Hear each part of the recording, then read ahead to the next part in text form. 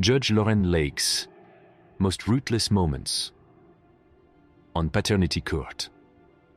Assister aux moments les plus impitoyables lorsque les émotions sont à leur comble, que les secrets sont dévoilés et que la justice prend le devant de la scène.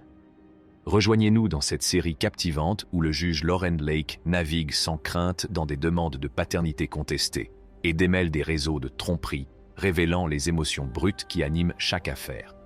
En raison d'une maladie génétique, la mère croit fermement que le défendeur est le père de son enfant. Madame Renfro affirme avec une certitude de 100% que le défendeur est le père de son fils de 6 mois, Kendall. Elle affirme que l'état de santé grave de Kendall est génétiquement lié au défendeur, ce qui rend les résultats de la recherche de paternité cruciaux. Interrogé, M. Tuosi admet qu'il ne croit pas que Kendall soit son enfant parce que le bébé ne lui ressemble pas, déclarant que l'enfant semble beaucoup trop blanc pour qu'il en soit le père. Bien qu'offusqué, le juge s'intéresse à la nature de leur relation. Madame Renfro explique qu'ils se sont d'abord rencontrés en tant qu'amis par l'intermédiaire de connaissances communes et que leur relation est devenue sexuelle. Ils ont même évoqué la possibilité d'une relation sérieuse. Cependant, M. Tuosi a pris ses distances après avoir appris la grossesse, ignorant les tentatives de communication de Madame Renfro. M. Tuosi tente de jeter le doute sur la demande de paternité en mentionnant des expériences passées sans rapport avec celle-ci. Il parle d'une situation antérieure où il n'était pas le père biologique d'un enfant, mais le juge n'en retient pas la pertinence. Madame Renfro insiste sur la revendication de paternité en raison d'une maladie génétique appelée maladie de Hirschsprung, qui a affecté les intestins de Kendall. Elle explique que cette maladie est héréditaire et indique que les antécédents familiaux du défendeur pourraient en être la cause. Au cours du procès, il est révélé que le nom d'un autre homme figure sur l'acte de naissance de Kendall parce qu'il a volontairement assumé un rôle de père. Le juge interroge M. Tuosi sur la maladie génétique, mais il nie en être atteint et nie avoir des antécédents familiaux de problèmes intestinaux. Interrogée sur ces actes, Madame Renfro admet avoir commis des erreurs et reconnaît avoir eu des relations intimes avec un autre homme avant de tomber enceinte, même s'ils se sont protégés. Le juge rappelle que les préservatifs ne sont pas infaillibles. Le juge demande ensuite les résultats du test ADN, et les deux parties affirment être préparées à l'issue de ce test. Le test ADN révèle que M. Tuosi n'est pas le père, ce qui provoque une réaction dramatique de la part de Madame Renfro. La juge réprimande Madame Renfro pour avoir tenté d'attribuer faussement la paternité et avoir causé une détresse inutile. La défenderesse semblait déterminée à prendre ses distances avec la famille Fuller. M. Fuller et sa mère ont comparu devant le tribunal, affirmant qu'il est le père de la fille de l'accusée, Milani, âgée de 2 ans. Ils ont affirmé que Mlle Nelson leur avait d'abord fait croire que M. Fuller était le père de Milani et qu'elle avait tissé des liens étroits avec l'enfant. Cependant, Mlle Nelson veut maintenant rompre cette relation. Interrogée sur sa certitude quant à la paternité de Milani, Mlle Nelson a déclaré que si les résultats de l'analyse ADN confirmèrent sa conviction, elle avait l'intention de couper tous les liens entre Milani et la famille Fuller, indiquant que leur temps avec l'enfant prendrait fin. Cette position a été remise en question par le juge en raison de la relation existante entre Milani et la famille Fuller. M. Fuller a expliqué qu'il avait été manipulé par son ex-petite amie, Mlle Nelson, qui lui avait fait croire qu'il était le père de Milani. Il a raconté qu'il avait passé du temps avec Milani et qu'il l'avait même autorisé à passer la nuit chez lui pendant environ 3 mois. Mlle Nelson a reconnu avoir permis à Milani de passer du temps avec la famille Fuller. Des messages textuels ont été présentés comme preuve, montrant des messages affectueux entre M. Fuller et Mlle Nelson au sujet de Milani. Un autre témoin a été appelé à la barre, estimant que Mlle Nelson pourrait être en train de semer la confusion pour des raisons égoïstes.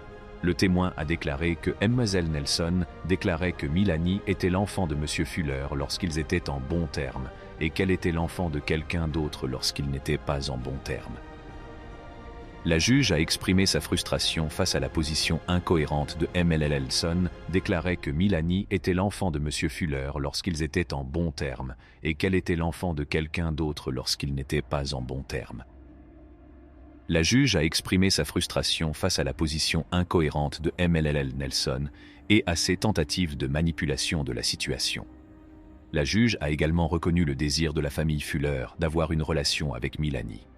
La juge a indiqué qu'elle souhaitait comprendre le point de vue de MLL Nelson, mais qu'il lui était difficile de le faire compte tenu de son comportement contradictoire.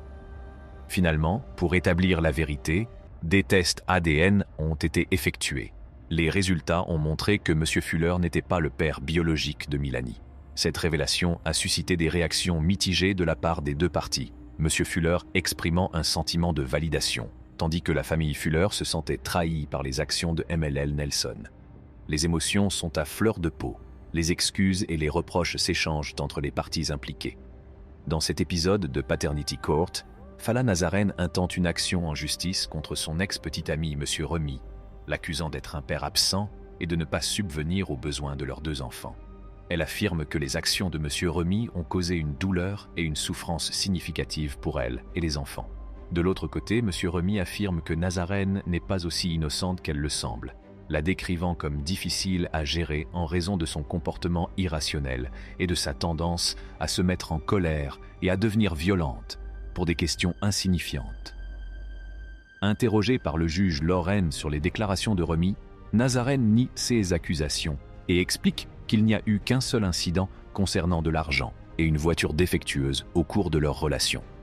Malgré leurs différences, elle souligne qu'ils étaient autrefois les meilleurs amis du monde et qu'ils ont tenté de se réconcilier. Au cours du procès, Rémi sourit et contredit certaines des déclarations de Nazaréen.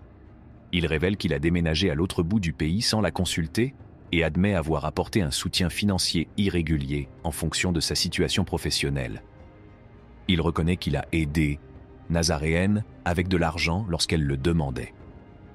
Nazaren, cependant, remet en question l'engagement de Rémi en tant que père, en évoquant une tragédie personnelle dans sa famille et en l'accusant de donner la priorité à d'autres questions plutôt qu'aux besoins de leur enfant. Elle lui reproche de ne pas s'occuper de leur fils et rejette son inquiétude pour son neveu décédé. La tension monte d'un cran lorsque la juge Lorraine met en avant un SMS particulièrement blessant que Nazaren a envoyé à Remy, exprimant sa colère à l'égard de sa famille. Le juge l'interrompt pour souligner l'importance de ne pas s'abaisser à de tels niveaux dans leurs interactions. La juge Lorraine s'adresse aux deux parties, reconnaissant que si Nazaren est difficile à gérer, Remy doit se comporter en père responsable. La juge souligne l'importance du soutien émotionnel et de la communication dans l'éducation des enfants, et suggère qu'ils consultent un conseiller familial pour résoudre leurs problèmes et améliorer leur relation de coparentalité. Dans son verdict, la juge Lorraine souligne l'impact préjudiciable de leur conflit permanent sur leurs enfants et conseille à Nazaren et Remy de reconsidérer leur approche. Elle insiste sur le fait qu'une véritable parentalité ne se résume pas à un simple soutien financier et les exhorte à donner la priorité au bien-être de leurs enfants en favorisant une dynamique de coparentalité plus saine. Lors d'une séance d'audience dramatique, la juge Lorraine a été confrontée à une affaire particulière impliquant une tromperie et des doutes sur la paternité. Powell a porté plainte contre sa femme, Burns, pour contester la paternité de leur fils, Lucas. La révélation est intervenue après que Powell a découvert l'infidélité de Burns 3 mois seulement après le début de leur mariage. Il a accusé Burns de l'avoir trompé avec l'homme présent dans la salle d'audience. La juge Lorraine a interrogé Powell sur les circonstances et celui-ci a révélé que Burns l'avait trompé peu de temps après leur mariage, ce qui a conduit à des doutes sur la paternité de Lucas.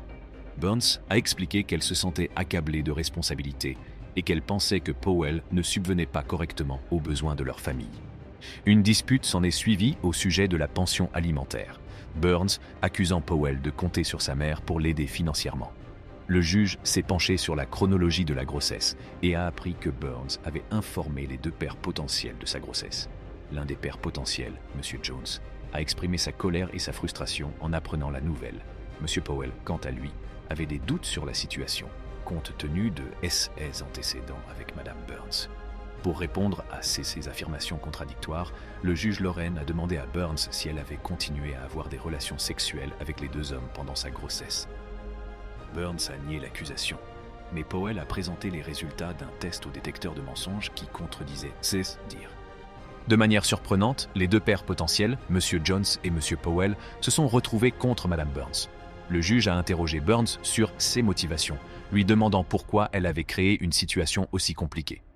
Mme Burns s'est défendue en déclarant qu'elle n'était pas responsable de leurs décisions et qu'elle continuerait sa vie s'ils choisissaient de ne pas en faire partie. Sous le coup de l'émotion, la juge reconnaît la complexité de la situation. Elle a ensuite révélé les résultats du test ADN. Les résultats ont révélé que M. Jones était le père biologique de Lucas, malgré sa réticence initiale. En revanche, M. Powell n'était pas le père, même s'il avait souhaité l'être. Le juge Loren a conseillé à M. Jones de tirer les leçons de cette situation et de faire des choix bénéfiques pour son propre bien-être. La salle d'audience s'est achevée sur un mélange d'émotions, soulignant les complexités et les défis des relations, de la tromperie et de la parentalité. Faites-nous part de votre avis dans la section des commentaires ci-dessous et abonnez-vous à notre chaîne pour d'autres vidéos de ce type.